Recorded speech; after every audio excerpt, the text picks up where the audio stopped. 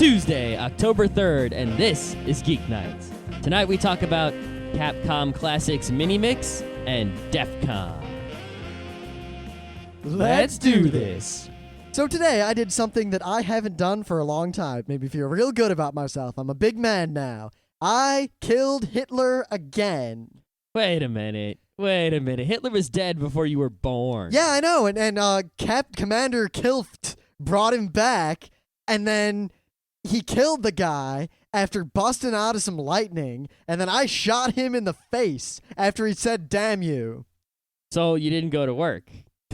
You went to Germany instead? See, well, I beat, for a game that I love, I beat Bionic Commando again. Uh-huh. Now, unlike other times I've beaten it, I beat it in a straight shot on a non-emulated, fully legitimate, no possible way to cheat medium. Wait, when you were a kid, you never beat it on the NES? Oh, I did, but I didn't beat it that quickly. Uh-huh. I mean, usually I'd save up my 9 continues, and then I'd spend like 6 of them on the last 2 stages, falling in the fire over and over and over and over again. That's a good strategy. Falling in the fire, sure way to win. Yeah, well, if I keep stacking up the bodies. Yeah, I mean, if I had Mega Man 2 on a cartridge for the GBA or the DS, I would beat it just as easily. So, yeah, there's some games where you just, you never fail to beat them once you're the master. I wonder, we got to look up how long those games are, because that's something stupid we could do at a con. Mega Man 2 versus Bionic Commando, who beats it first?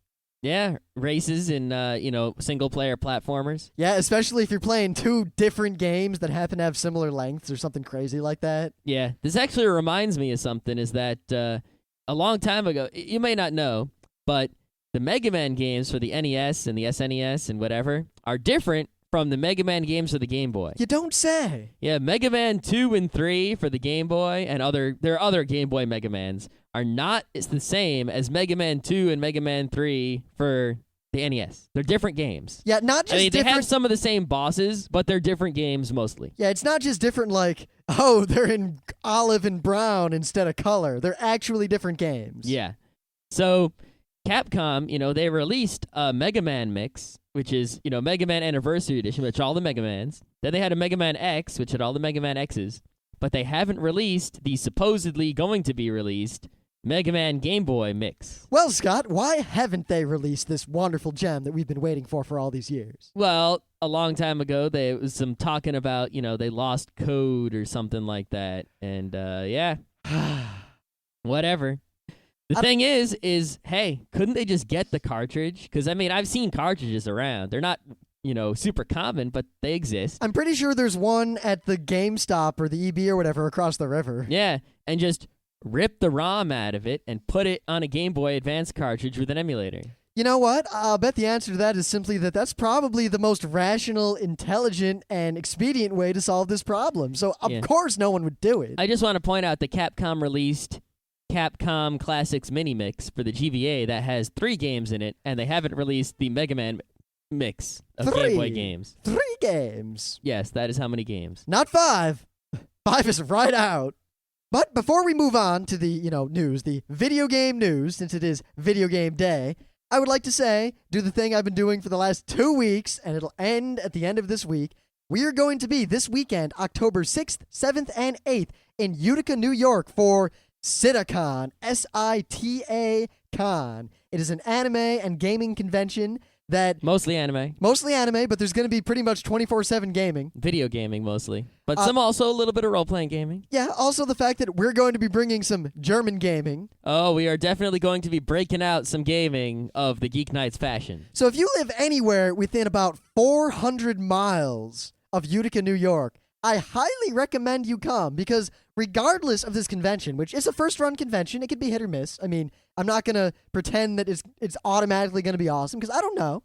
I'm optimistic. I think it'll be a good con, but I can guarantee 100%, you got the front row crew backing this up, there will be awesome to be had at this con. Wait a minute. How much of the front row crew is backing this up? You and me, and that's it? Well, we're pretty much the leaders. Because everyone else copped out and they don't want to go. The whole crew bailed on us. Yeah, what the hell, guys? What the hell? To their credit... There's a convention right there, and you all bailed. To their credit, One of the people who is not coming because a relative died. Another one is getting some rather horrible dental surgery. No one else could get off work, and some people live in Texas. Yeah, but I'm just saying that, they could have come on Saturday for free. What? Well, they'd have to drive there. Yeah, it's relatively free. Come on, compared to what you're gonna get out of this convention, as to what it costs to get there. Come on. I mean, I don't think you guys understand just how much we're going to be pulling at this con. I mean, if you have never been around us and seen the kind of hijinks we pull whenever social order breaks down. I think that we are, besides the con chair himself, we are doing more at this convention than anyone else. I mean, in addition to the events we're running sanctioned, you will not understand the magnitude of the unsanctioned events we're going to be running at this con. I mean, at the bare minimum, we're going to be in the Artist Alley making an evil ruckus. At the bare minimum. But as soon as Yacht Artist Alley closes, watch us bust out crazy games. Watch us bust into the gaming room and set up impromptu video game tournaments. Watch us run around yelling and screaming, grabbing people and making mischief. Yep. Plus, while the front row crew is going to be there, we're going to have Dave and Joel from Fast Karate for the Gentlemen, my favorite Rust Hurricane-related podcast. I got to stop making these Rust Hurricane jokes. I know, but they can't make 10 Rust Hurricanes. What's Mega Man weak against? Rust Hurricane. Not really. Yeah. No, he's kind of equally weak against You can't all defend weapons. against 10 Rust Hurricanes. Okay, there we go. Though also, as a total aside, before we get into the actual video game stuff, to the people out there who kind of question, hey, have you guys ever seen Homestar Runner? The answer is yes. We are well aware of Homestar Runner. Great jab there. Home slice. We were watching them Homestar Runners back when there were only 10 strong bad emails. Homestar, no. Homestar, my favorite character. Homestar is by far the best character because he is indeed the pride of the peaches. I'm saving the best for last. All I'd like to say is that while Homestar is awesome, it played itself out for us pretty much 4 years ago. Oh, the crap. All right, let's get crazy good nuts. Okay, with the video game news, we'll start with Scott because my news isn't actually video game related at all. You suck. Anyway, so last year, Activision made a study about video game advertising, and everyone said, hey, Activision sponsored that study. We can't trust it. Now, you might remember Activision from such classic hits as Pitfall, River Raid, MechWarrior 2. Yeah. Yeah, so 2 decades ago, they were a great game company. Well, they're a game publisher, and they publish some good games, and they publish some bad games. And what do you want? I can't recall. The fact that they've stuck around since the Atari days and they're still here is pretty impressive. You know why? Because there are people who buy games like BMX XXX. Yeah, I guess. That is the reason people like Activision can continue to exist. Yeah, that's fine. At least you got to respect the fact that, a company like Atari is now just like a part of another company that gets bought and sold and traded around. Activision like a Spanish whore. Activision is still its own company owned by no one. At least I'm pretty sure they are. So, yeah, our listeners will probably correct us if Scott is wrong. I'm pretty sure that they're just their own game publisher owned by no one. So, yeah. They put out a study about game advertising, and no one trusted it. So now, ComScore Media Metrics confirms the earlier findings. I still think that's a new study. That's a really funny name for a place that does studies. All the companies that do studies have names like that. Here, the thing is, a lot of the ones that have the really long names like that are more or less study for hire, and I'm real dubious of anything they do. Anyway, the study says, and this is the reason I believe it, is because the numbers make sense, is that heavy gamers, people who play at least 16 hours of video games a week. There's probably a joke about heavy gamers and fat gamers and something. They were the most receptive to in-game advertising. By most receptive, they mean that 37%, only 37% of heavy gamers agreed that the inclusion of ads makes games more realistic. And in terms of light and medium gamers, only 27% of them agreed that advertising makes games more realistic, which means that 63% of hardcore gamers and 73% of hardcore gamers do not agree that realistic, ads make games more realistic. Now, I got a question about this. Why did they need a study? Yeah. That's common fucking sense. Well, when they first, the topic of in-game advertising has been pretty hot in the past 6 months to a year or so. And when it first came up, I thought, ads in games aren't necessarily bad when they match the real world. I mean, it makes it really takes you out of a game sometimes. You drive down a highway in a game and the billboard says Bake-O something something and make up some phony product name that's so phony it just sticks out like a sore thumb and kind of ruins the atmosphere. Yeah, and I gotta say, even in movies, I always hated it when someone was drinking, unlabeled soda because Pepsi and Coke wouldn't let him use the logo, but at the same time, all that BS. Yeah, exactly what I'm talking about, I mean, sometimes a guy drinks his Dr. Pepper. Let him drink his Dr. Pepper. Yeah, and there have been a lot of games in the past that have had in-game advertising. Like Ninja Turtles 2 had all those Pizza Hut ads, but those Pizza Hut ads made sense because, the Ninja Turtles ate pizza, and they were just billboards on the wall in the game. They didn't stick out like sore thumbs. They didn't ruin the game. Yeah, I mean, if I'm playing Grand Theft Auto and there's real billboards, I'd have no problem with that. In fact, I just uncovered the Ninja Turtles 2 arcade version for the NES instruction book recently, and on the back of it is a coupon for a free personal pan pizza that expired in 1991. 1991. I think in 2011, 20 years after that coupon expired, I'm going to go to a Pizza Hut and try to use the coupon. With some sort of hidden HD camera, and if YouTube still exists, we're going to YouTube that at business. Yeah, maybe we should just use it now while we still can. I don't know. Yeah, now the problem I have with the study is that they really, it seems like they just asked if you like ads in games or not, but, the context of the ad and the way the ad is used matters a lot more than any other issue at stake here. Yeah. And also, the article goes on to talk about how actually, this advertising generates a grand total of $1 to $2 of profit per title sold. Now, they also make the point... If you compare that to the number of people who aren't going to buy the game because of ads, you're probably going to end up losing money, not making money. Well, they also point out, if that's all it makes, why not have an advertising version and then a non-advertising version for $1.50 more? Hey. And see which one people buy, and maybe it didn't need the advertising one at all. Yeah, maybe. I think that, the problem here is that if people put ads in games that were tasteful and correct, no one would even notice or complain. Maybe some, blog would notice and write a thing about it, and most people would go, Like, if you went into a bar in a game, and the neon signs said Bud, Coors, and Miller, no one would, that's how bars look. That's how every bar in the country is like that, That's just fine. Who cares? All right, counterpoint. Not that I agree with this, but here's why. One, all these companies, and in general, this is a big problem with IP law that I think should be rectified. I am of the mind that if you create an advertisement that is shown publicly and published, that it should be able to be used in any medium by anyone for any purpose. Because now you have a situation where a company has, their advertising copy out there, billboard, something. But if you're filming a movie and that billboard is in that movie, or that guy's drinking that kind of soda, you can't do that. The company usually won't let you do it without permission. So instead, whenever you're going to have a product placement, they say drink a can of soda, instead of just having it be whatever can of soda they had in the fridge, they have to go and, say, Pepsi, will you pay us to let your product be featured? And it ends up being a product placement instead of just a product that happened to be used. Yeah, but regardless of what's going on behind the scenes, it's all about when you're playing a video game, you want to stay immersed. You don't want to be taken out of the game. Just like when you're watching a movie, you want to be taken into the movie, where, you don't even see the people sitting in front of you. The movie takes up your whole brain. Your full attention is in it, and that's where you are. And, a fake product can sometimes take you out of that, but so can, the obtrusive placement of a real product. It has to be toned down, realistic placements of real products, or, usually toned down placements of real, to keep you immersed, Yeah, good. I'm playing Counter-Strike. There's a sprite machine.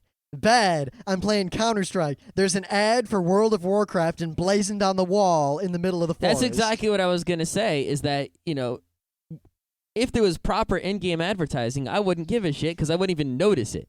But there's a lot of... All the in-game advertising that's going on now seems to be bullshit. For example, I was playing PlanetSide a long time ago. Remember, I complained about it and whatever. In the ready rooms in PlanetSide, I think probably because I was playing for free and not paying any money, there were these giant Castrol GTX ads on the walls. That's just silly. It is just silly. It has no place in that world where they probably don't even need oil, and definitely don't need Castrol GTX. And why would they put... Only a gamer could make that argument. I know, but why are there giant ads for the product when you can't even choose products in the game?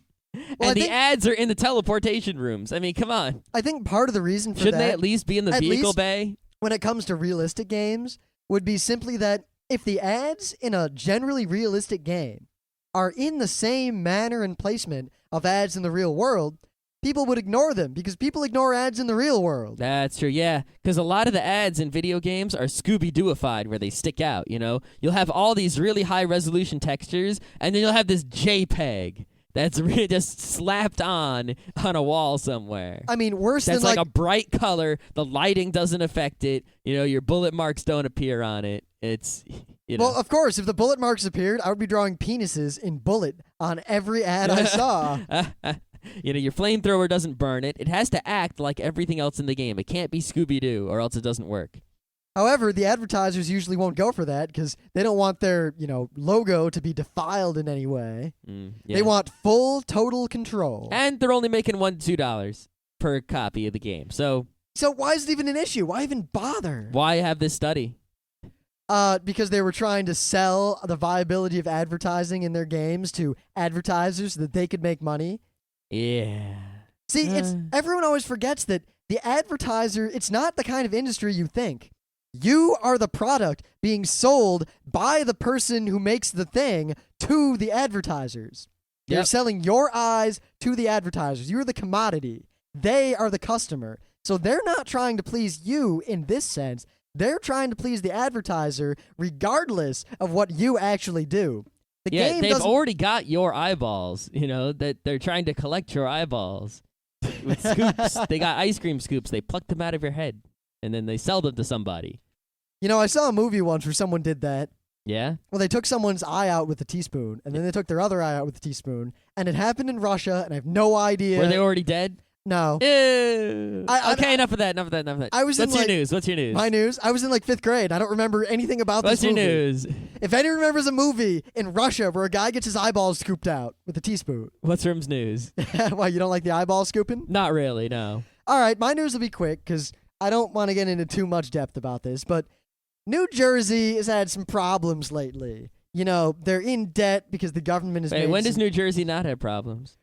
Actually, people give Jersey a bad rap, but once you get past, the Newark, Jersey City, like the area right next to New York, the rest of Jersey's not like that.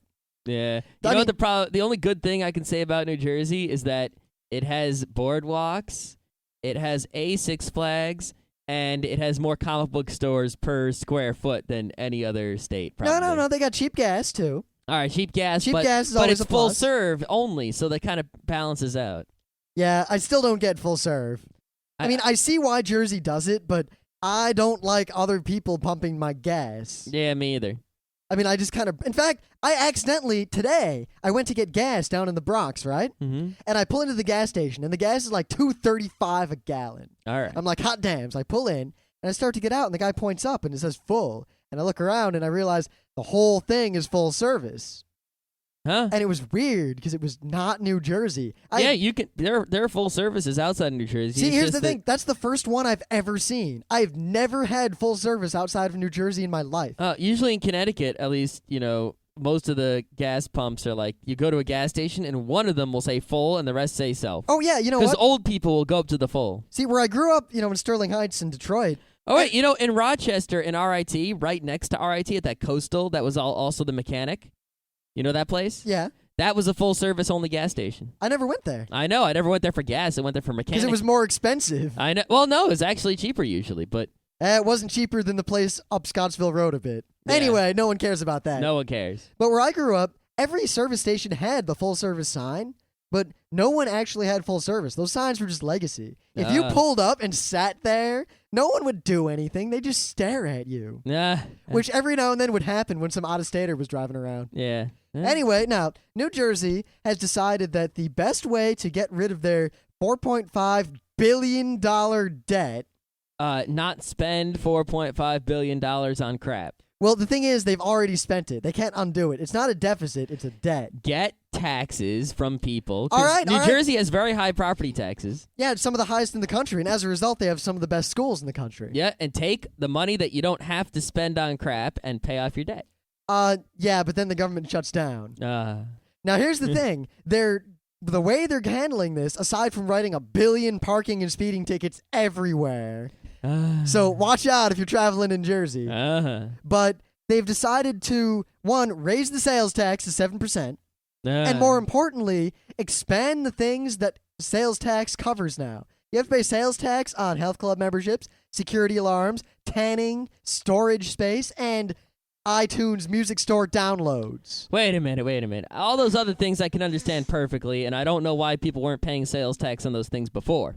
But iTunes Music Store downloads. Now, one, Apple probably, I don't know the deal, but I'll bet they want nothing to do with this. No, they got nothing to do with it. Which means that the way Jersey is going to have to enforce this is that you'll have to declare your iTunes Music downloads on your tax forms as like a use tax or something. And they'll get you if you don't pay it. Nah, I just pay the minimum because I'm a wuss. Now, yeah, I pay them. Of course, the minimum for my income is like a couple bucks. Yeah. Plus, I didn't buy so much online last year.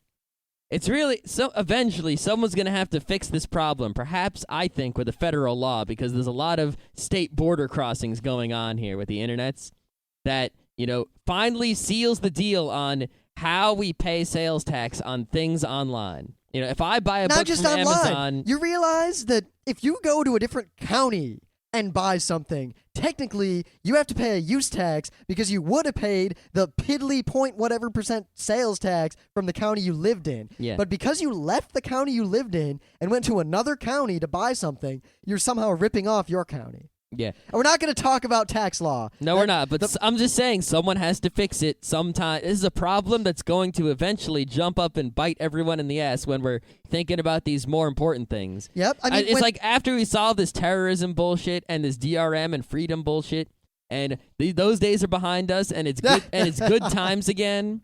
This is going to be the problem that comes up next.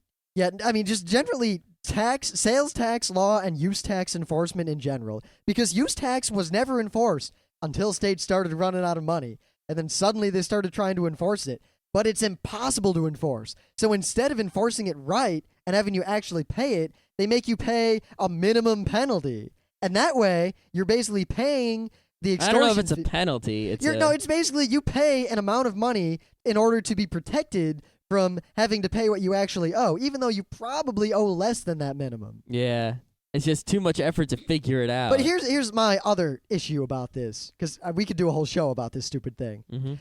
Now, you buy something from iTunes, right? It's a DRM'd file. Uh-oh. Oh. Now, do you really own it? What did you just purchase? Are you purchasing a license to listen to that music? Are you purchasing the music itself? Are you purchasing the file? How is this going to be taxed? What if I give it to someone else? What if I sell it to someone else? What if I trade it with someone else? If you start taxing this shit, there are so many ramifications that I'm sure John Corzine has never even heard of. I mean, he's probably trying to jam his envelope into a tube. Speaking of which, I was going to use it as news, but there's not much to say about it. But today is Day Against DRM. So, yeah. DRM bad. Yep, so fire bad. I guess since, today is already over because most people listen to this the day after as opposed to at night like they should be listening to it.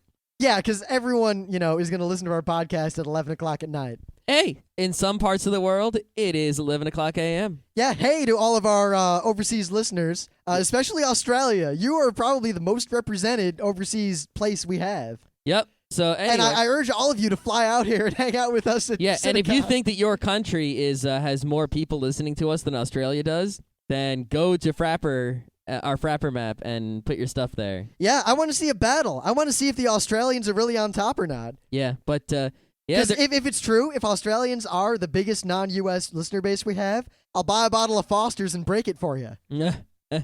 Anyway. Yeah, today's anti-DRM day, Day Against DRM. Do something against DRM. I pirated some music. Yeah. If you go to defectivebydesign.org, you'll see all the things people have done today. Or yesterday, depending on what day you listen.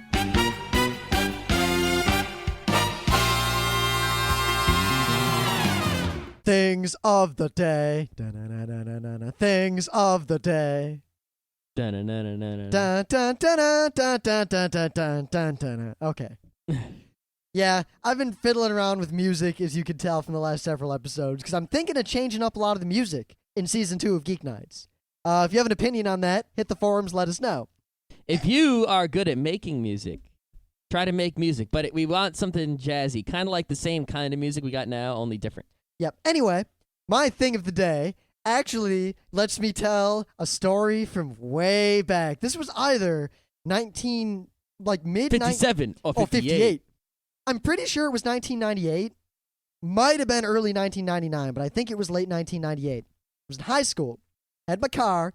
Me, Ken, and Dan, the core of our D&D group, went to my first LAN party in Southfield, Michigan.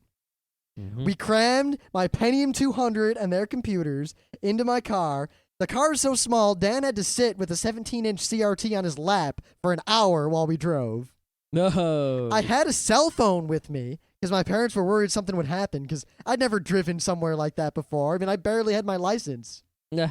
So I had this brick of a cell phone that had to be plugged into the car to use. And we go to this LAN party, and it was the first time. I mean, I had a ping of like 1, and I was playing Action Quake On a LAN. It was crazy. Like that was amazing. I couldn't believe how awesome it was to play LAN games on a LAN.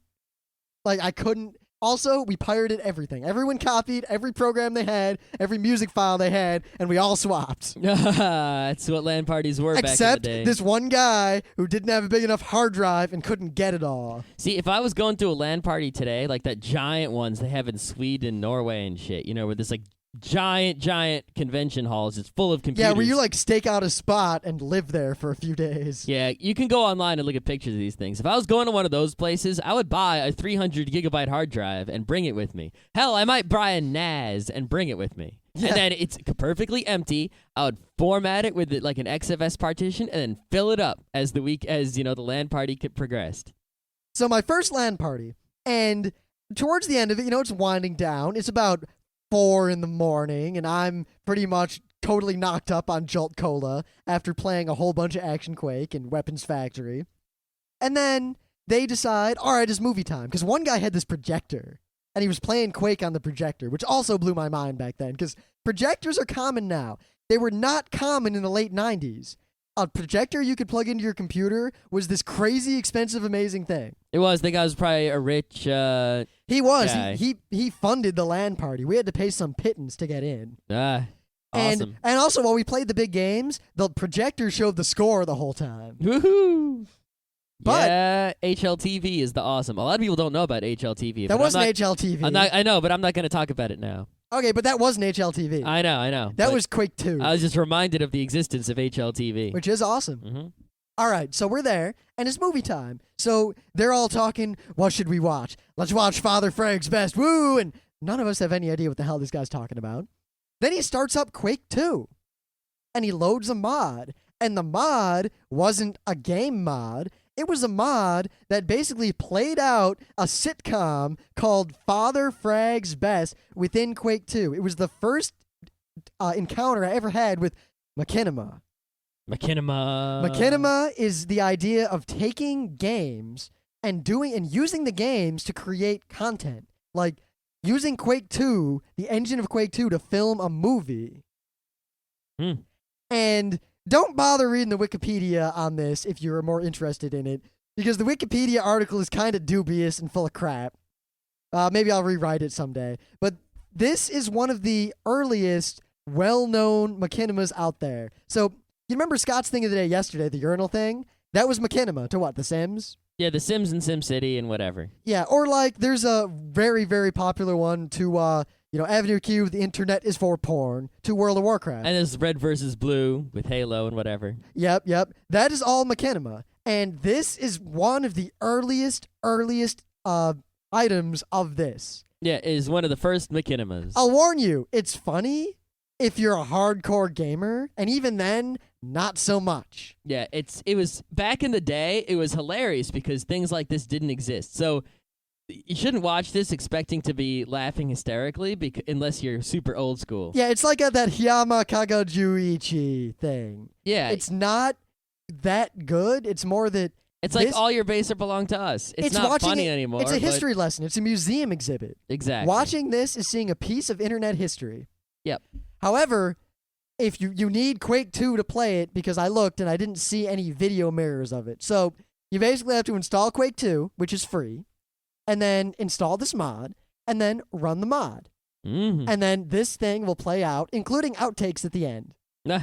It is worth watching. It is. All right, so collegehumor.com has this new awesome video called Street Fighter, The Later Years. Now, it's actually really well done and awesome. Like, you think it's just going to be corny, but it looks like, if it was any better, it could be put in a real movie theater. Yeah, I mean, Scott says, there's a Street Fighter 2 thing on College Humor, and I think, whatever. Yeah. So it starts out with these two kids playing Street Fighter in an arcade. Yeah, it's like Chun-Li versus Zangief. Oh, no, it's Zangief versus Dalsim. Oh, Dalsim. Was it? Yeah, I think it was. I think in that fight, it might have been Chun-Li. No, anyway. So one guy's Zangief, and he's like, man, if this were real, I could totally kick your ass. He's like, what? If you were you or if you were Zangief? He's like, no, if I was Zangief, right? In the background now, you see this janitor who kind of looks like Zangief. He starts crying. Yeah, especially when the one kid's like, Zangief's a bitch. Yeah, and, I'm not going to tell you where it goes from there because what's the point of watching this? But it's really well done, it's really hilarious, and there's going to be more parts, which I can't wait for. This is what the Street Fighter movies should have been. I mean, think about this, yeah. There was a Street Fighter movie, a live-action one in the United States. Yeah, we're not talking about the anime. With Van Damme, and it was ass. It's famous for being ass. I saw it in the theater. What? Yeah. What the fuck's wrong with you? What did I know? It was such an ass movie. I knew. Everyone knew it was ass. It was ass. If you like Jean-Claude Van Damme, you watch fucking Bloodsport, and that's it. Kickboxer, but no, Bloodsport. Whatever. Anyway, some fucking kids on College Humor have made a better movie, and they only did 5 minutes. If the rest of it's like this, though, hot damn. Now we're not saying better than Street Fighter 2, the anime. No. We're saying better than Street Fighter 2, the American live-action movie. If this was a trailer for an actual movie, I would see it on opening night. I would bootleg it and watch it before opening night, and then wait in line and see. I believe that part is unstated. Yeah, so go and watch this. If you know anything about Street Fighter at all, this will be funny. If you don't know anything about Street Fighter, it's not going to be as funny, but you'll still see how well done it is. So, on to the main bit. We're going to go back to the original format of Gaming Day, meaning Scott and I are each going to review a separate game, kind of Anime World Order style. Holy crap. I don't know, this is some kind of crazy trend. Or maybe because we both just got into new games. Or maybe it's because we just have so much stuff to cover that we can't possibly cover it at the rate of one thing per week. Or maybe the fact that I'm not going to talk much about my thing. Yeah, that could be it too. All right, so I've been waiting for this pretty much since I heard it was coming out, and I bought it as soon as was reasonably possible. The Capcom Classics Mini Mix. It's a Game Boy Advance cartridge that has 3 awesome classic games from the NES days. But Rim only cares about one of those games. Yes, effectively, I paid $20, which is less than I paid when the fucking game came out, for Bionic Commando, a.k.a. Hitler no Fukatsu. Hitler no Fukatsu. Now, this game is famous for, one, being one of the most innovative platformers in the history of early gaming. Mm-hmm. I mean, it looks like a normal platformer. Guy, gun shoots. But here's the gimmick. Guy can't jump at all. He's a white man. Instead, you've got this bionic arm, and you can grab things and swing around, and the game is mostly acrobatics. Yeah, pretty much. It's all about shooting the bionic arm in the correct direction with the correct timing. And that is how you move around in this game. And the levels are complex, and if you can't manipulate that bionic arm properly, you're not going to make it very far. Did I give enough innuendo with the bionic arm? I think you did. Okay. I was going to make a joke about in the right direction. Yep, with the right timing. Yeah. Manipulating the bionic arm. Okay. Now, if you've never played this game, find a ROM or something and play it. Or no, go buy Capcom Classics Mini Mix. Oh, yeah, I'll get to that. Okay. But this game is absolutely fantastic. As in, it's one of my favorite games ever. I'm not going to talk. I'll do a separate show about Bionic Commando because we can talk all about Hitler. But that's not the point here because it also comes with Strider, an equally classic Nintendo game. Strider is classic. However, it is the opinion of me and most other people that I have encountered that the Sega Genesis version of Strider is the real Strider, and the NES version was kind of eh. I have not really played either to an extent to where I could make a judgment. Yes. The game is pretty typically early NES game. Yeah, Strider, the character is Strider Hiryu, who is a very famous character because of these games. But, you'll often see him in, all the voting for, best video game characters and such. Yeah. And he's basically, a super pretty shonen boy who... Yeah, the plot is something like... does lots of fancy swords and... Our friend Kane has been kidnapped. Kill him. Yeah, and the guy's like, what? I can't kill him. He does lots of fancy jumps and sword slashes while killing robots. Yeah, it'd probably make a better anime than a game. Yeah, it's a pretty good platformer, basically just as good as Bionic Commando, except for the lack of innovative bionic arm manipulation. I would say no, because the controls in Strider are a lot looser than Bionic Commando. Yeah, they are loose, but... I mean, Bionic Commando is one of the tightest games out there. But in terms of being a platforming game where you whack stuff and it blows up, it's kind of... It's in the same vein. They weren't wrong to put it on the same cartridge. Yeah. Of course, the third game on here is Mighty Final Fight. Now, which is one of the greatest Final Fights. I want to say right now, in case any of you aren't really up on Japanese sensibilities, but Final Fight were some fairly violent walk down the street and beat people up games. Yeah, they're pretty much, in those days, there were 2 series of walk down the street, beat people up games. There was Final Fight and Streets of Rage. Streets of Rage is for the Genesis and stuff, and Final Fight was for the NES and SNES. Yep, I played Final Fight in the arcade a lot, and I only ever played as Hagar. Yeah. Streets of Rage, I actually think the series overall was better, but if you're talking about an individual game of walk down the street, beat people up, River City Ransom. But besides that, Final Fight 3, I think, for the SNES that had the really hot police girl. To not get off track here. Yeah. Adding Mighty to Final Fight does not make them larger or stronger. It makes them super deformed and funny. That's what Mighty Final Fight is all about. It's Final Fight SD Final Fight is a romp. You walk to the right, jump kicking people in the face until they die, and you repeat it until you've killed everyone. That's what that game is. Now, I'm not going to review the 3 games because they're classic games. I mean, what am I going to say? I could review them all separately in other shows years from now. But the actual GBA cartridge is very high quality. As in, it is 100% faithful to the 3 games. You can't save your game, which is the only thing I actually would complain about. Mm-hmm. You can't glitch, you can't cheat, you can't do anything. Basically, you start the ROM. It is identical to how it was on the Nintendo, right down to the slowdowns and the glitches. Except for the aspect ratio, because you're on a GBA screen or DS screen. The aspect ratio has changed slightly. That's it. Nothing else has changed. All the same cheat codes work. All the same glitches work. The games are 100% faithful to the originals, which is a little annoying in the fact that you can't save your game or suspend or anything. Yeah, that can be a little annoying. You expect those sorts of niceties in, remakes or re-releases of very old games. Of course, it's only $20. Yeah, $20, GBA game, brand new, 3 games. I'd especially recommend it if you've never played Bionic Commando. I mean, that game, goddamn. Now, I wanted to get through that real quick because the more interesting game to talk about today is the game Scott's been playing that I will be playing as soon as I have the ability to do so. Yes. Now, I don't know, I hope you've seen the movie War Games. If you haven't seen the movie War Games, what the fuck's wrong with you? What kind of geek are you? You know what?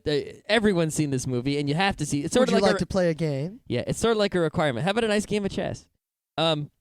It's a really classic movie, and in the movie, there's a computer, whatever, and at the end, the computer's playing this game. What's the name of the game? It's like nuclear. Global Thermonuclear War. Global Thermonuclear War. Now, aside from the fact that the movie War Games made hacker culture known to the masses, that was the inspiration for almost all of the computer geeks out there currently. Yep, pretty much. I mean, the movie showed war dialing right away. But anyway, The game Thermonuclear War, Global Thermonuclear War, is basically a map of the world that was like an outline of a map of the world, and it had little pictures of missiles with lines behind them showing the trajectories of the ICBMs in the event of a global thermonuclear war. And it would show up, U.S. would get totally blown up, and Russia would get totally blown up. You know? Yeah, I mean, this is, in movies like, I don't know. It was in the Cold War era. Like Dr. Strangelove, one of those, the big board where you see, here's what the people actually doing, all the big decisions are seeing, and, nuclear war, blah, blah, blah. Yeah. Yeah, that's the thing. This is made by Introversion Software, the people who brought you Uplink and Darwinia. I believe in Uplink, there's an Easter egg where you can play Global Thermonuclear War. Is there? I don't know if there is. I read that in multiple places. Okay. I didn't play Uplink enough to find it. Yeah, I wasn't good enough at Uplink to get anywhere, really. I could do a few missions, and then I was stuck. But the point is that this company is pretty much my hope for PC gaming. They're the only people making innovative new PC games, and they seem to specialize in taking the way things appear in movies and making them real. Like Uplink is basically a game where you hack. You hack the same way that people in movies hack, not the way people hack in real life. Yeah, images of people flying by while you're looking for the file, and you see, like, the red line of the tracer program that's tracking you down. Yeah. So that's also a very good game, Uplink, but DEFCON is their new game, which is super cheap. I mean, this thing is $15 on Steam for the full version. Yep. $15. In November, there's going to be a Linux version. You can you could just download the game. You can download the demo for free. It's $17.50 to download it from the DEFCON site. Yeah, it's $17.50 for the non-Steam version. So if you have Steam, if you got a Steam account, I recommend you use the Steam one. Yep. But this is essentially what, the big war map in the war room is like in a movie, only a game. I just picture, but I deny them my essence. Now, the game's creepy as fuck. It's a pretty creepy game, I gotta say, because, while the strategy and the play of the game is pretty typical for what, a very clever RTS that, doesn't have the same problems as every other RTS, it has this eerie kind of music, and you are nuking the hell out of the whole world, and you're getting nuked, and it's, you hear sometimes it's like really faint screaming, I think, but it's so understated, like because it's all just kind of this, like, not really. It's kind of like what the president of the United States, at least in the movies, would be watching as this war went down. Unless DC got nuked. Well, he's obviously in, like, Looking Glass or something. Obviously. But like you click on Tokyo, and you just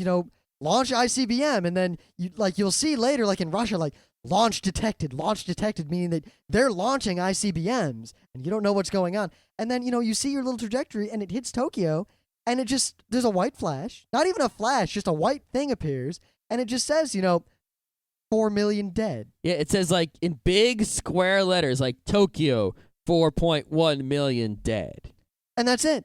Yeah. Actually, I love how the game is scored. You were scored in the number of people you kill. Yeah, you kill people, you get points, and you get killed, you lose points. Yeah, but the unit that's just score, the default scoring. Yeah, There's other scoring methods. The unit score is effectively megadeaths. Yeah, but the game is labeled the world's first genocide 'em up, which is pretty hilarious, I say. Yep. But well, isn't the website like killemall.com? Yeah, but the interesting thing about this... everybody dies. Everybody-dies.com. The reason that this game is so awesome to play is because it's an RTS that doesn't have problems of other RTSs. You know how if you play Warcraft 3, it's essentially a game of who knows what order to build the units in, who can click the fastest to build the units the fastest, and, who can build a whole bunch of one unit and send them off to destroy the other guy's base. Yep, it's who figured out the click sequence that makes one more tank than the other guy to win the game. Yeah, now in DEFCON, that's not how it works. Everyone gets pretty much the same amount of stuff depending on which territory you pick and all that, but you start with stuff, and that's what you get. You don't get any more than that. You're never going to get more nukes or anything like that. You get what you get, you deploy it, and you spend the rest of the game utilizing it, and then it's over. Now, the game starts at DEFCON 1. You then have a few minutes before DEFCON 2, DEFCON 3, etc. Game starts at DEFCON 5 and counts down to 1. So In DEFCON 5, that's when you're deploying stuff. Now, you can set the speed of the game. The lowest speed is real time, where 1 second in the game is 1 second in real life. Now, the Wikipedia claims that people play it in full real time, and they spend most of the time diplomacying. Yeah, if they do that, they're crazy, because it takes 3 hours to play that game if you do it in real time. Well, it says here they can take up to 8 hours. Oh, wow, that's even crazier. Yeah. But the point is that most people don't play the game in real time. At least I haven't ever played in real time all the way through. You generally play at a sped up level. Now, the way the speed works is you choose a speed, 1, 2, 3, or 4. And in a multiplayer game, it goes at the lowest speed voted. So let's say everyone wants to go at max speed, but Rim wants to go at real time. It goes at real time.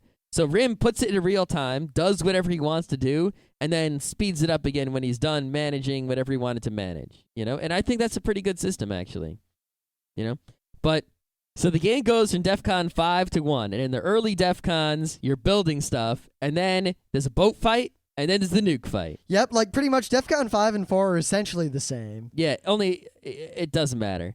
It's just DEFCON 4 is sort of like DEFCON 3 is coming up, and DEFCON 3 is when the boats fight. Yep, conventional warfare is authorized. Yeah, the boat fight is pretty much where the game is decided, I've noticed, because if your boats survive to the later levels, they will be able to prevent a lot of nukes from hitting you, and they will also be able to deliver a lot of nukes. So if you put all your boats in an ocean and win that ocean, you can now have a serious advantage in terms of nukes going over that ocean. And then the game goes on some more, and then the ICBMs go, and woo, there's just nukes everywhere. And it's all about defending from the nukes and sending the nukes so that they destroy the other guy. I really want to stress how eerie it is. I mean, even watching this game is a very eerie experience. Yeah, it's just the music generally, and how it looks, and it's really, they get the point across. And yet at the same time, there seems to be enough strategic depth and fun to make the game incredibly interesting. It's really strategic. Like, there's stuff I couldn't even begin to think about. Like, you have these, the missile silos. Here's an example. The missile silos, when they're not shooting missiles, they are defending from missiles. So, and if you decide to fire a missile, everyone now knows that there's a silo there because they can detect launches. So it's sort of like giving up your position when you fire, but you're also giving up your position when you put your defenses down. And there's all sorts of other stuff like that. And there's radar, and there's submarines, and there's airplanes, and it's out of control. But there's not too many things to manage in the game. I mean, you only have 3 kinds of buildings and 3 kinds of boats, and that's it. It is barely anything to manage, and if you do the tutorial and you pay attention, you'll pretty much be the master of doing everything in the game, but you won't have a strategy that wins at all. And let's see, I played this game against the CPU a bunch of times, and I played online 4 times, and the 4th time was a game with a lot of people, and I did okay, but when I played the one-on-one games, I won all 3 of them, The one complaint I have about the game is it's hard to get a game together. Like, you'll go online to join a server, and the guy will drop out. This isn't a complaint against the game. It's just a complaint against people playing it. Yeah, it's like you'll play against a guy, he won't know what he's doing, he'll quit. You'll see a server, you'll try to connect to it, and it won't work. You have to quit and try another server.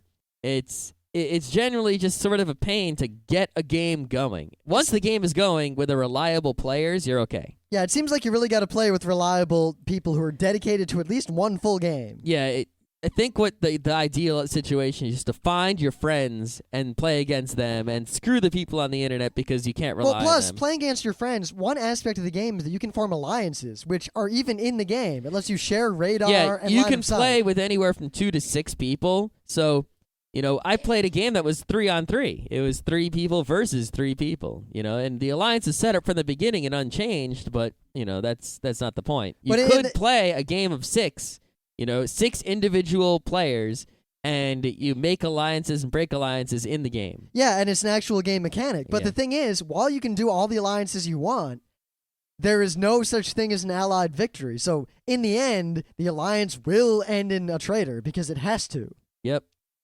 Only one person wins, and that's whoever gets the most kills. So I could see spending like 4 hours playing this game with all your friends, with the full-on negotiating with each other. Like, Scott, we have to gang up and take out Katsu because he's a renegade, and that East Asian co-prosperity sphere can't stand to be there any longer. There are lots and lots of advanced play options, but I haven't even begun to explore them yet because I'm still not done with the regular play option yet. So I guess in closing, check this game out, and probably in a month or two, once more people have played it, and we've played it a lot, we'll talk about it again. Maybe. Sort of final thoughts once we figured it out. Well, there's a demo of the game that I urge everyone to get, even if you're not going to... I mean, this thing runs on a Pentium 600 megahertz processor. You know what it doesn't run in? With a GeForce 2. Linux. It will in November. In November, there's a Linux version. So don't worry about that. That's another thing. Intro version software is very good about supporting Linux. But the demo version, the biggest caveat of the demo version is that in a multiplayer game, only one player can be a demo player. So if you get the demo and your friend gets the demo, you can't play against each other. It doesn't work. But you can play against me because I bought the game. Just two of your friends who have the demo and me couldn't play together because there's more than one demo player. Did I get that across? I think you got it across. Okay. I think that's a pretty clever way to differentiate the demo from the full version. Yeah? Yeah. So, all right. DEFCON is an awesome game. If you haven't seen War Games, you need to go see that movie ASAP and download this game.